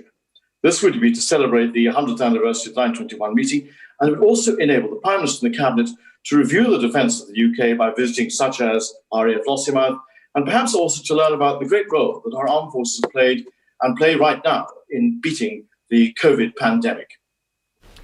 Prime Minister. The Honourable Gentleman makes an incredibly important point about the role of our armed services in beating the COVID pandemic, which I should have made earlier on myself, Mr. Speaker. I was up in Scotland, I think actually at Lossiemouth, talking to members of our armed services who were doing the testing, helping to fly patients from remote islands to hospitals. It was wonderful to see the way UK armed services have helped during this pandemic, Mr. Speaker. Madam Deputy Speaker, I'm sorry, I can hardly see you down the TV screen here. But what I can say is I will bear his invitation very, very closely in mind to come to Inverness for a cabinet next year. We will study that with interest. Now go to Peter Bone. Thank you, Madam Deputy Speaker. It was a great pleasure in the previous business to praise the Prime Minister for his leadership in delivering Brexit. So it's also great to be able to praise the Prime Minister's leadership in delivering this multi-year settlement for our wonderful men and women of our armed forces. Would he like to thank all those officials and civil servants in the Ministry of Defence, all the armed forces that work many hours to help deliver this multi-year settlement? But in particular, would he like to thank the Secretary of State for Defence, whose robust work on this has helped ensure that we have come to this point and delivered for our armed forces? Prime Minister. It is always a pleasure to thank my right honourable friend, the Secretary of State for Defence, who I've known for many, many years and is a good friend of mine. But I think that he is supported, as the Honourable Gentleman rightly says, by thousands of brilliant officials, not to say nothing of the members of our wonderful armed services who have helped to make this package what it is. And I believe it will deliver for our people, deliver for our country for years and years to come. Lloyd Russell-Moyle. Thank you, Madam Speaker. In the mid-90s, the UK was one of the largest contributors to UN peacekeeping missions in terms of troops and personnel. Now we only have 600 worldwide that we contribute in terms of personnel.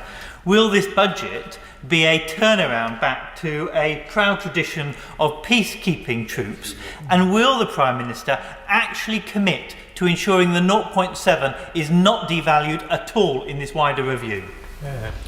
Prime Minister. Well, Mr. Speaker, one of the reasons why I'm so excited about going up to 2.2% of our spending on defence is, as the Honourable Gentleman points out, it will allow us to do more on peacekeeping. And by the way, I think he's right to draw attention to the way the UK could do more on peacekeeping. And I'm proud of what we're doing, for instance, in Mali. But this programme, this investment gives us the scope to do even more. We now go to Marco Longhi. Thank you, Madam Deputy Speaker. This is a hugely important announcement, which as a member of the Armed Forces Parliamentary Service, I know will be much welcomed by our armed forces. Will my right honourable friend confirm that it will in fact strengthen our global influence and secure jobs across a range of supply chain industries, some of which are located across Dudley Borough and the Black Country? Prime Minister. Yes, indeed, Madam Deputy Speaker. This will be big for the Black Country because the West Midlands, once again, are at the cutting edge of technological change, the new industrial revolution, and the technologies that we will need and that are foreseen in this spending package will certainly be driving jobs in the West Midlands and around the whole UK. Nivendu Mishra. Thank you, Madam Deputy Speaker. Britain is the penholder for Yemen at the UN Security Council, with the responsibility to support the peace process and a real opportunity to show global Britain at its best.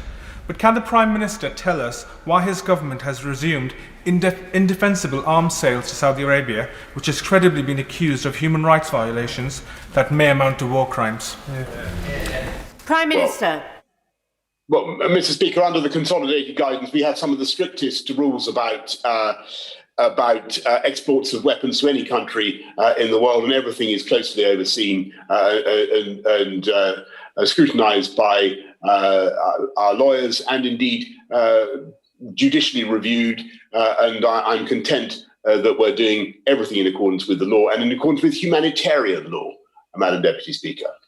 22 withdrawn, so Chion Wara. Thank you very much, Madam Deputy Speaker, and I very much welcome this increased commitment to invest in our armed forces, though to pay for it by reducing the commitment to global peace, which our overseas aid budget represents, would be a mistake. But I want to ask him how he's going to make sure that the jobs are created across the country by this investment. Innovative, high-tech businesses in Newcastle tell me it's easier to secure a contract with the American Department for Defence than with the British Ministry of Defence. So what is he going to do to improve procurement opportunities for small businesses? Prime Minister. Well, I'm interested that she says that, Madam Deputy Speaker, because as I recall, you can't even sell rulers to the US military under the Pentagon's procurement policies or paper clips. But I may be in error in that. But she's making an important point about the need to source as much as we can from the UK, and that is obviously what we're going to do. It's a big opportunity to buy British, to stimulate jobs, to stimulate technology, and to drive jobs across the UK. And I've no doubt that Newcastle and the North East are going to be big beneficiaries as well. We now go to David Davis.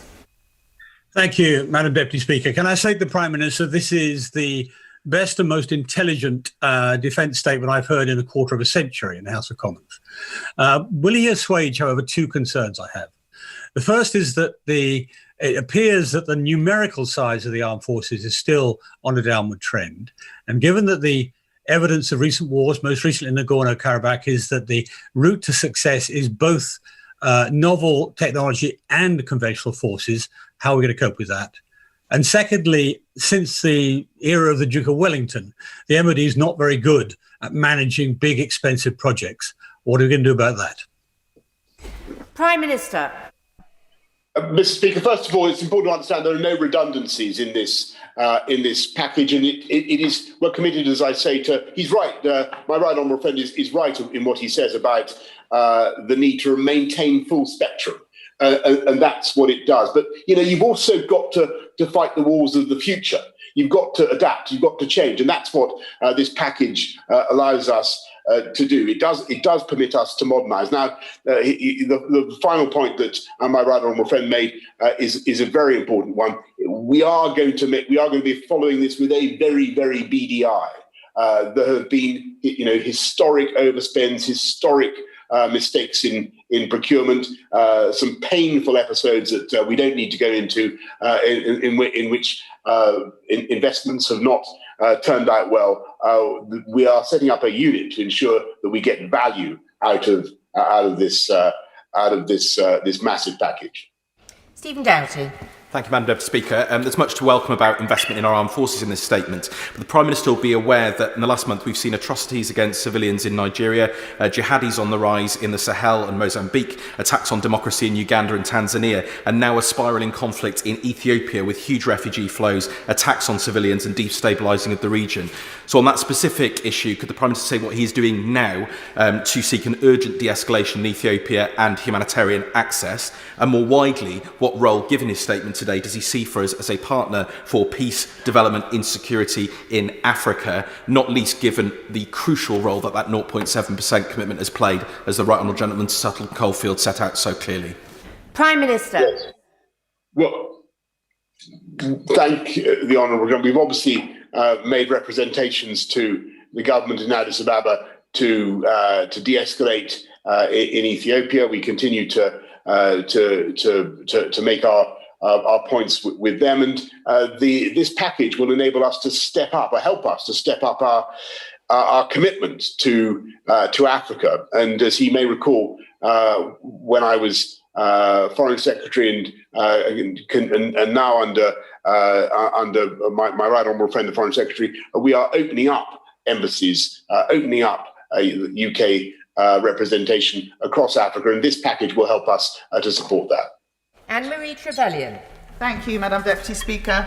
I'd like to thank both the Prime Minister and the Chancellor for finding a way to provide this long-term financial stability for defence, despite the huge financial pressures that COVID has brought upon us this year. Getting our defence funding on a sound footing affords us the chance to ensure that it can be genuinely resilient. So does the Prime Minister agree with me that ensuring we get going at pace on the shipbuilding commitments that he has set out is critical, not only for the next generation of Royal Navy ships to be in service as soon as possible, but also because the UK, in building ships and boats across the 4 nations of the Union which they defend, can lead the world in adapting to green maritime technologies? Prime Minister. My right honourable friend is completely right, because we're not only massively expanding shipbuilding with the 2 frigate production lines that I've described, the 5 Type 31s at Rosyth, the 6 Type 26s in Govan. We're also committed to the Type 32. But we want to be in the lead globally, as she and I have discussed, and I thank her for all the work that she has done to champion shipbuilding and the Royal Navy. We also want to be in the lead in clean, green marine technologies, so that our ships are also emitting less carbon. That is perfectly feasible. Now going to Peter Grant. Thank you, Madam Deputy Speaker. The Prime Minister has announced an additional increase of just over £4 billion per year in the defence budget. Meanwhile, the Ministry of Defence itself admits that it already has a £6 billion budget shortfall in its equipment plan. And that shortfall could rise to as much as £13 billion over the lifetime of the plan. So can the Prime Minister tell us what he thinks the MOD's equipment budget shortfall will be at the end of the 4-year period covered by his statement today? Prime Minister. Sorry. Madam Deputy Speaker, this is, as I say, this is the biggest increase in defence spending since the Cold War. It gives us a long-term ability to reform, but it also delivers more ships, as I've said, ships, cyber, artificial intelligence, drone technology, and the future combat air system, which I think will be absolutely vital for this country. All of it creating 40,000 jobs across the UK. So this is a big step forward for our country, for our whole country. Scott Benton. Thank you, Madam Deputy Speaker. I warmly welcome this statement from the Prime Minister and his continuing commitment to strengthen our defence capabilities. I'm sure that my right honourable friend will agree that it is vital that other NATO members also fulfil their obligations with regards to spending 2% of their GDP on defence by 2024. And so may I ask what steps this government is taking to ensure that other members of the alliance fulfil their obligations to increase their defence spending? Prime Minister. Well, my honourable friend is completely right, and we never tire of telling other NATO colleagues that they need to increase their defence spending for the good of the whole alliance, and we will continue to make that case. But we're doing the most powerful thing, and that is setting a fantastic example ourselves, 2.2%. And this is something that will not only help drive jobs, prosperity in the UK, protect the people of the UK, but also help to make the world safer. Mary Kelly Foy. Thank you, Madam Deputy Speaker. In June this year, the Prime Minister abolished the Department for International Development, telling me and this House that there had been massive consultation over a long period with aid organisations prior to making this decision. Since then, around 200 aid organisations and his own Secretary for State have contradicted this. Can the Prime Minister provide evidence that this consultation took place prior to making the decision, or will he now finally apologise for misleading the House? Prime Minister. Mr. Speaker, we're in daily contact and communication with the aid organisations that have benefited from the many billions of pounds that the UK contributes to international development, more than virtually any other country. We're going to continue to do that, and we're going to continue to work with those organisations on the ground. I'm sure the Honourable Lady meant inadvertently misleading the House. We now go to Nigel Mills. Thank you. And can I welcome this statement and the increased investment? The Prime Minister has rightly set out the importance of spending this money wisely and efficiently, and also buying as much from British suppliers as we can. So can you bring forward some revised public sector procurement rules that we can see and apply right across public spending so we can achieve both those welcome objectives? Prime Minister. My honourable friend makes a very interesting suggestion. We want to, as I said earlier on in my answer to the right honourable gentleman from Halton, Price and Howden, we want to make sure that this money is well spent. We're going to scrutinise it very carefully. Normally, defence spending is out with most overdue procurement rules, but we will make sure that we have we spend this, we procure all this in the UK insofar as we possibly can, and use it to drive jobs and growth, and that means spending it wisely. Tanmanjeet Singh Desi. Thank you very much. Madam Deputy Speaker, with the Conservatives having been in power for over a decade, it is indeed ironic that the Prime Minister has just referred to coming out of an era of retreat and decline, wherein he himself has helped facilitate huge cuts to spending on our defence and our brave armed forces. But while the government has rightly sanctioned Russia for its annexation of Crimea and the appalling chemical weapons attack in Salisbury, why has the Prime Minister failed to address the deep systemic failings in dealing with threats to our national security as identified by the Russia report? Prime Minister. Mr. Speaker, I can't. I'm afraid that the honourable gentleman is pretty indistinct from here because of the size of the screen. But that was a question from the Labour benches, I think, and it seems extraordinary that complaints about not being tough enough on Russia, being directed at the government from Labour, when they were led until only a year ago by somebody who was regularly appearing on Russia TV and took the Russian side in what happened over in the Salisbury poisonings. We remain absolutely determined to protect this country from threats from all quarters, particularly from those who wish us ill, and that's why we're investing in cyber. That's why we're investing in our security in the way we are today. We now go to Jeremy Hunt. Thank you, Madam Deputy Speaker.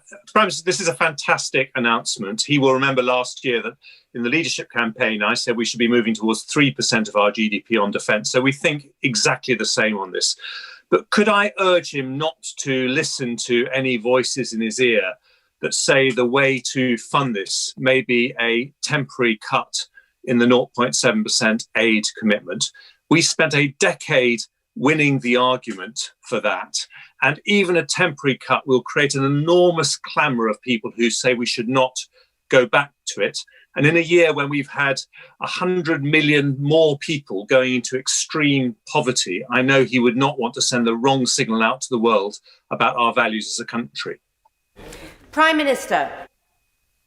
Mr. Speaker, my right honourable friend and I think alike on so many of these issues, and we think alike on this too. This country can be immensely proud. He can be immensely proud of the leadership he showed on aid and development around the world when he was Foreign Secretary and in championing the needs of the underprivileged across the planet. The UK, under any view, continues to do that. Look at what we just did with the Gavi summit for global vaccines, raising about $9 billion to spread vaccines around the world. Look at we lead the world in investment in epidemic preparedness in so many ways, and we will continue to do so. The people of this country will continue to be world leaders in giving aid. And I just want to say I remember his campaign, Mr. Speaker, for Madam Deputy Speaker, for increasing funding on defence. I listened to it very carefully, and I thought he was right at the time,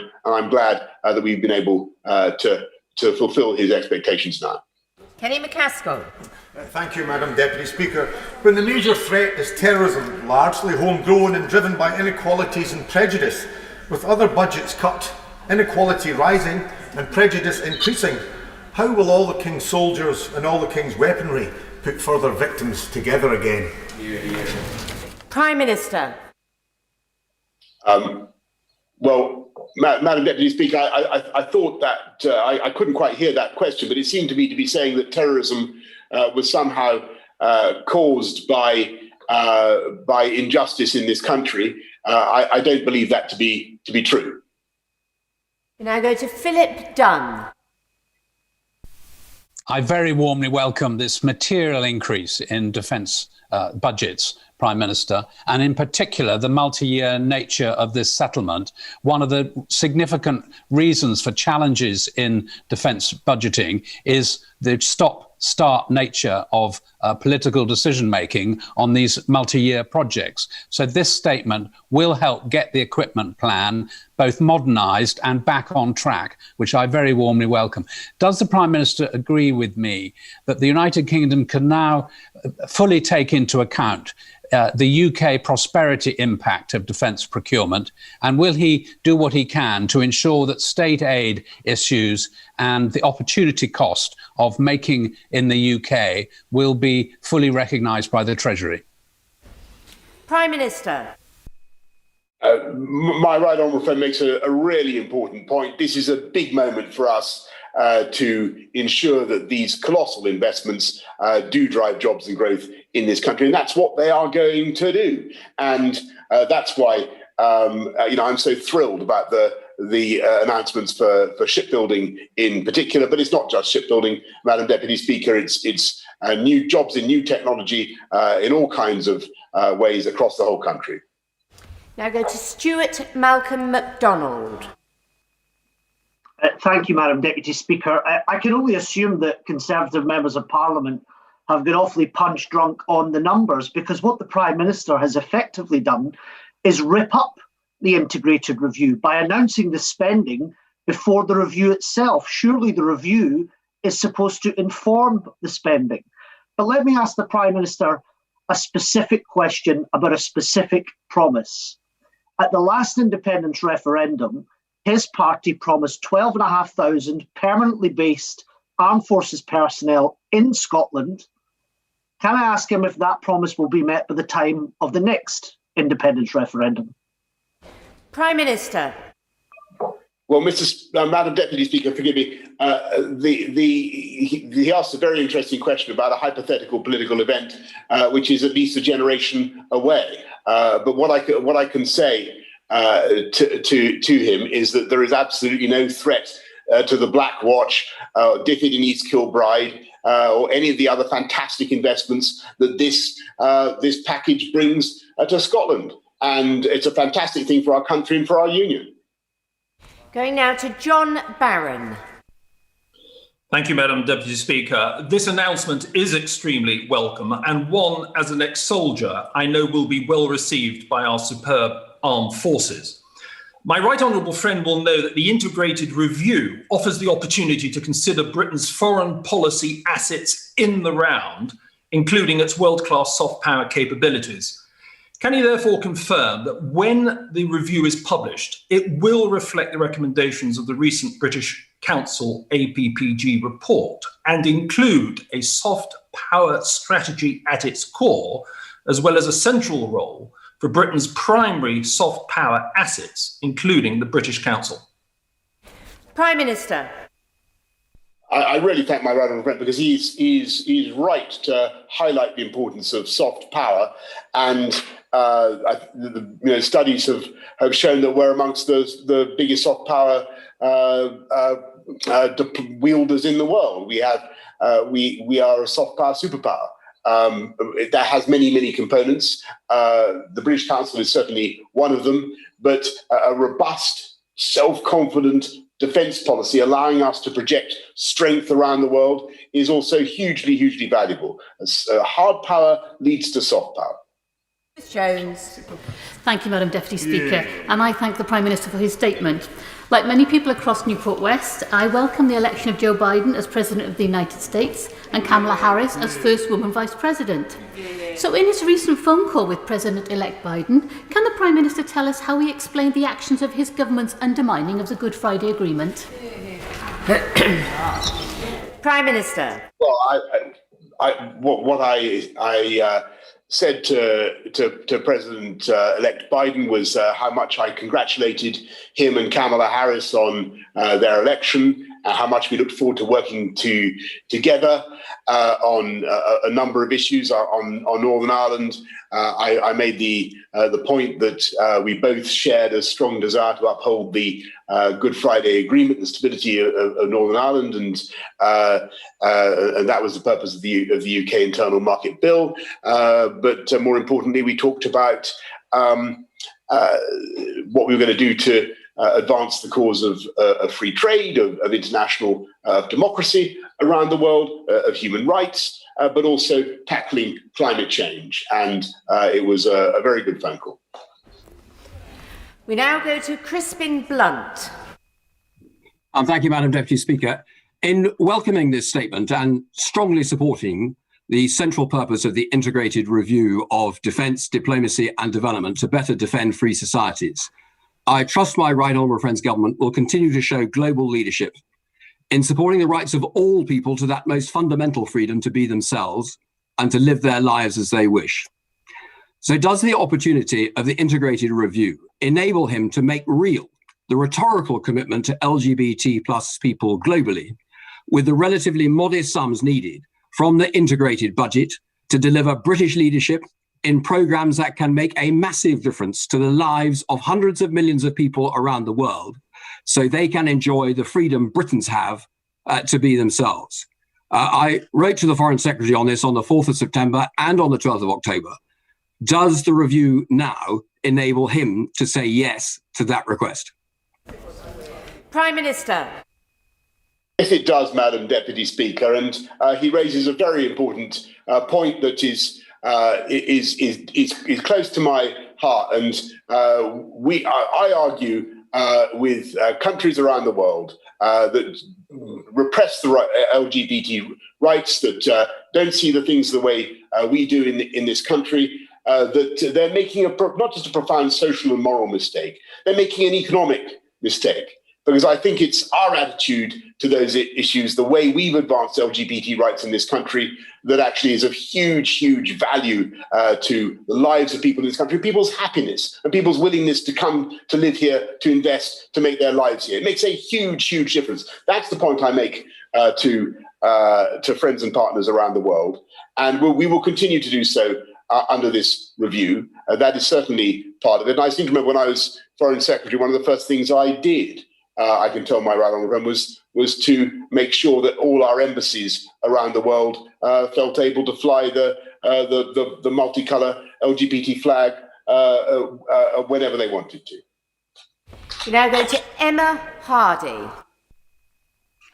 Thank you, Madam Deputy Speaker. And I'm really pleased to hear the Prime Minister recognise the excellent work the armed forces have been doing throughout this pandemic.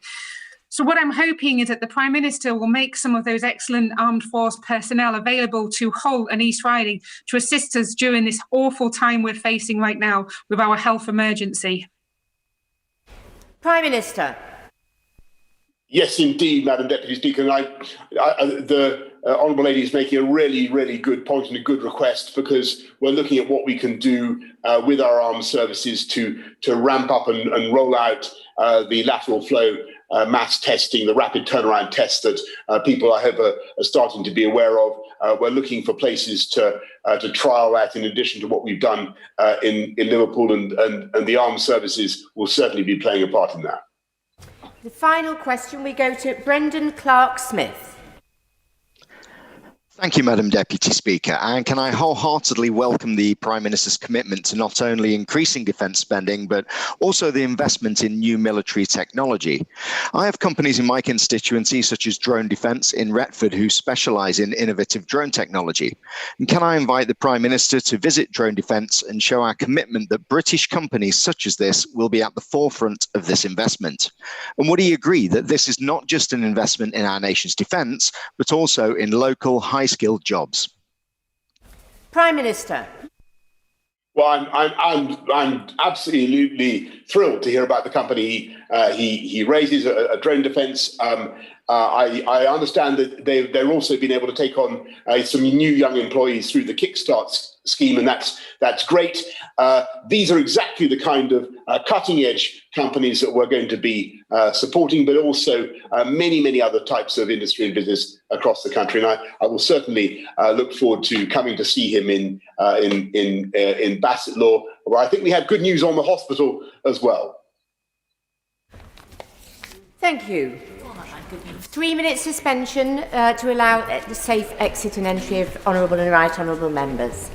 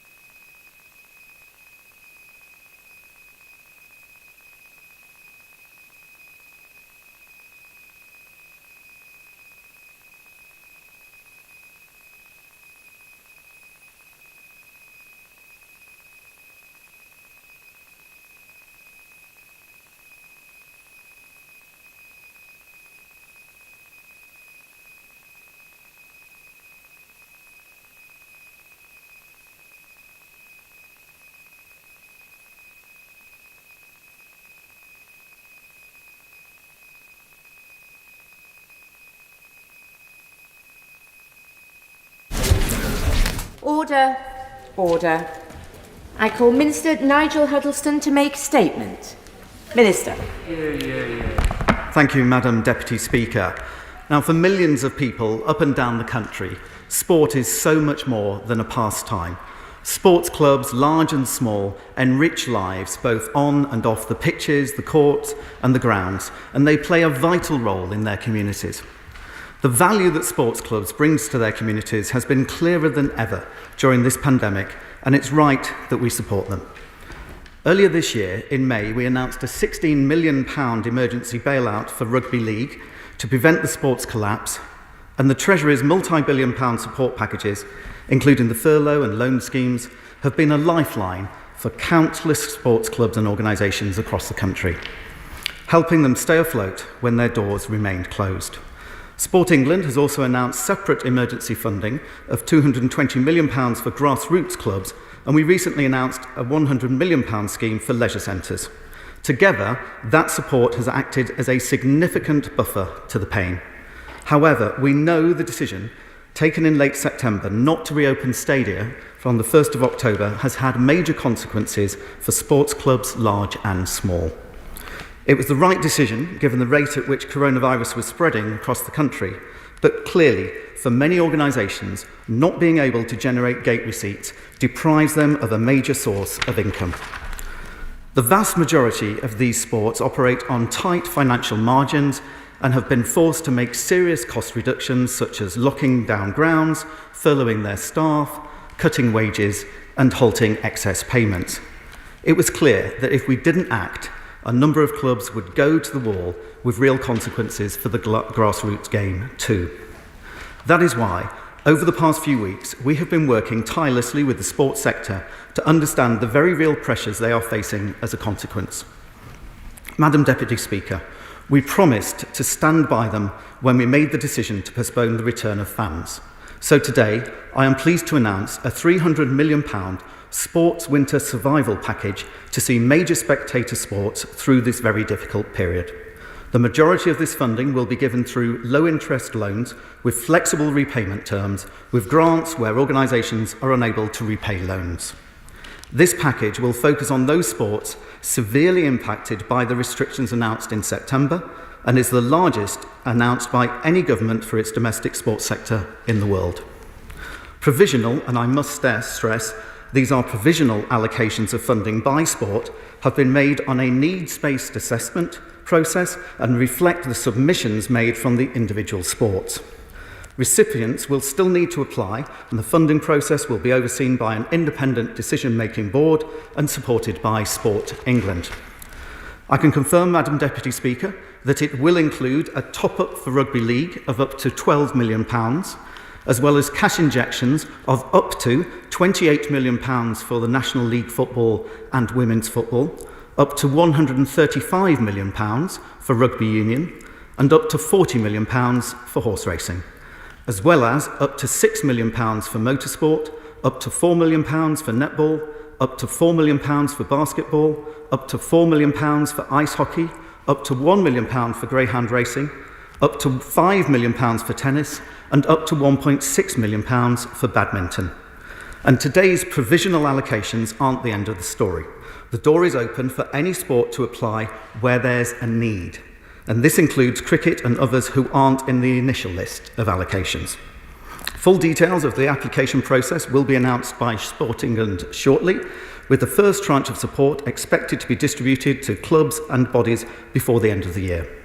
And in the meantime, if any individual club is facing imminent collapse, we will work with them through their national governing body. And based on the information sports have given us, this package will help them survive until the spring. Of course, we would all prefer to see fans back in stadia. Spectator sports need spectators. And with the real progress we are making on vaccines and testing, this goal is now firmly within our sights. But until then, we have stepped in, not just to protect individual clubs and organisations, but entire sports and the communities they serve. And I commend this statement to the House. Shadow Minister Alison McGovern. Thank you, Madam Deputy Speaker, and I would like to thank the Minister for sight of his statement and also for the accepting manner in which he has dealt with mine and other members' pestering on this subject. I would also like to thank, through you, Madam Deputy Speaker, all the civil servants at the Treasury and at DCMS for their hard work on this support package for sport. It is not unnoticed, and we do thank them for it. However, as I mentioned, getting to this point, Madam Deputy Speaker, has taken cross-party pestering, and meanwhile, sports are hanging on a thread. And I know, Madam Deputy Speaker, for the Treasury, sport in the context of the UK government's spending is almost a rounding error. It's a comparatively small commitment on the very, very big Treasury spreadsheet. But that fact is irrelevant to how important sport is to families in all of our constituencies. It plays a huge role in the life of our country. And given its place in keeping us healthy, we did need a swifter response than this. And that's particularly the case when we see how sport has been messed about.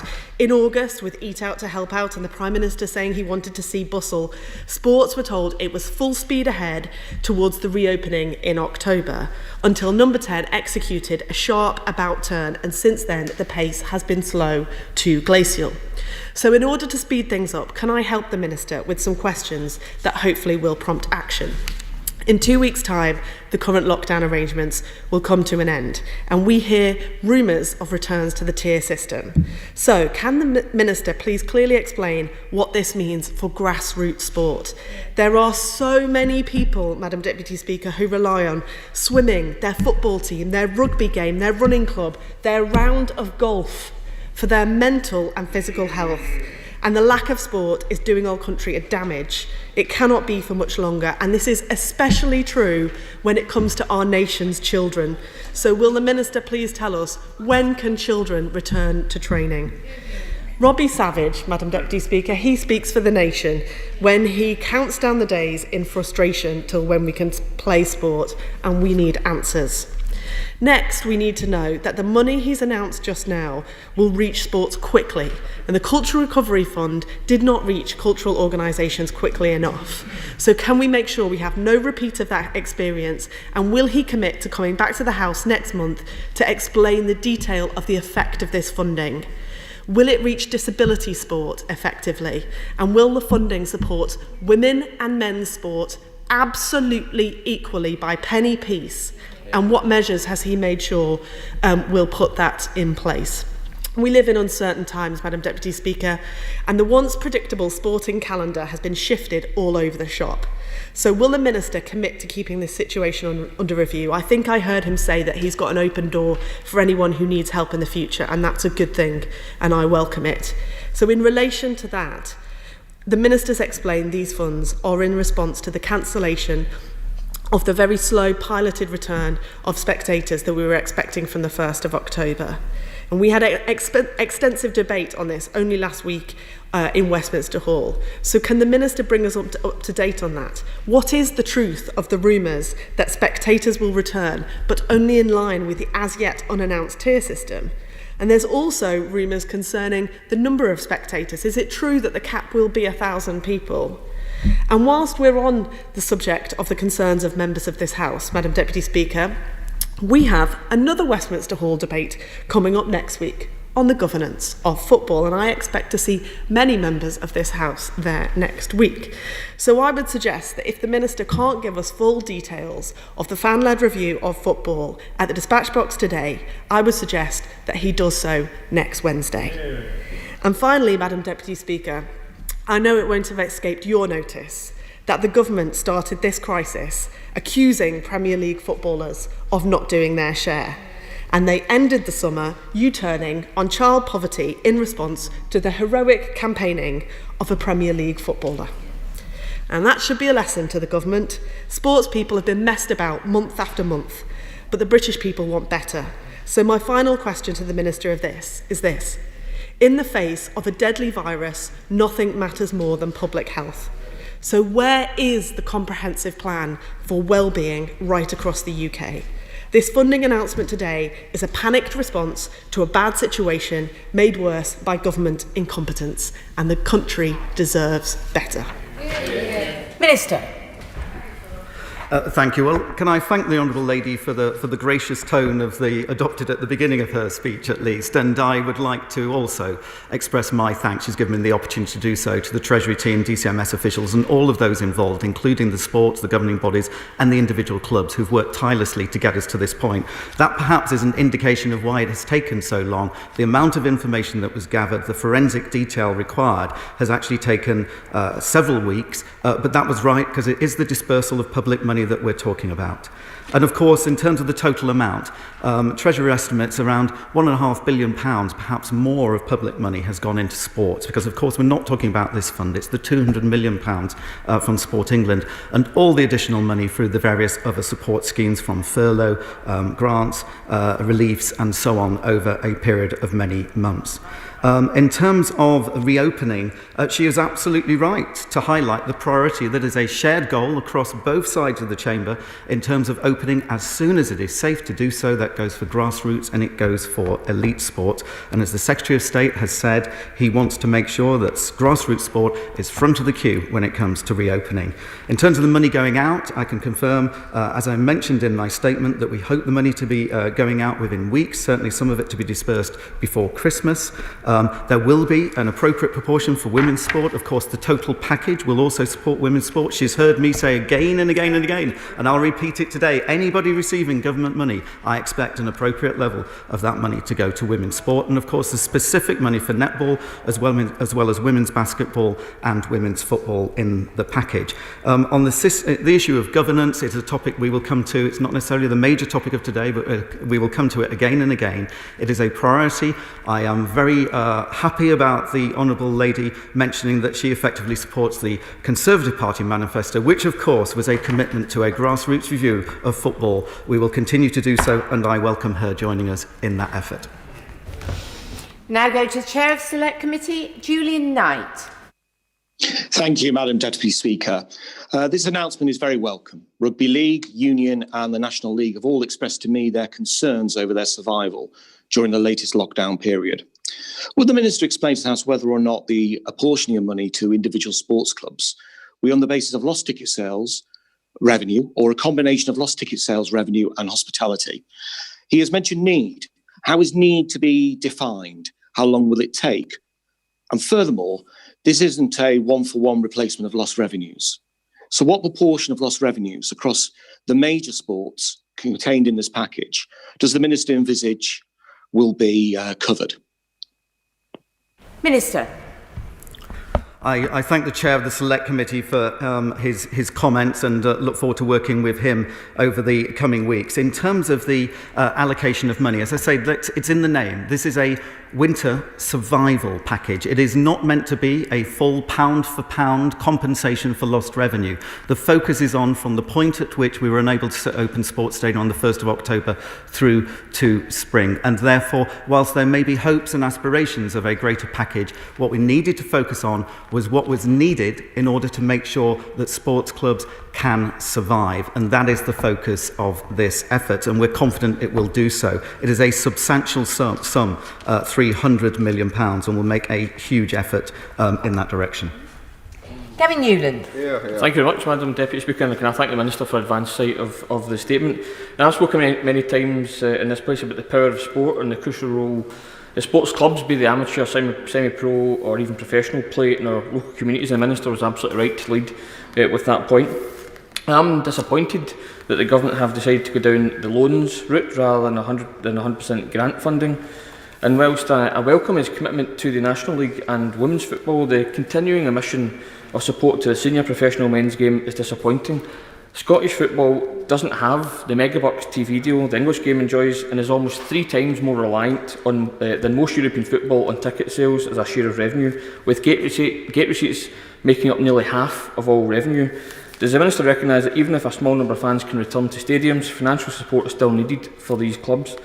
And if this Government pursues a reopening strategy at any future point, allowing the return of fans to low infection areas, what provision will be made to devolve nations that have different lockdown rules and permissions for fans' return?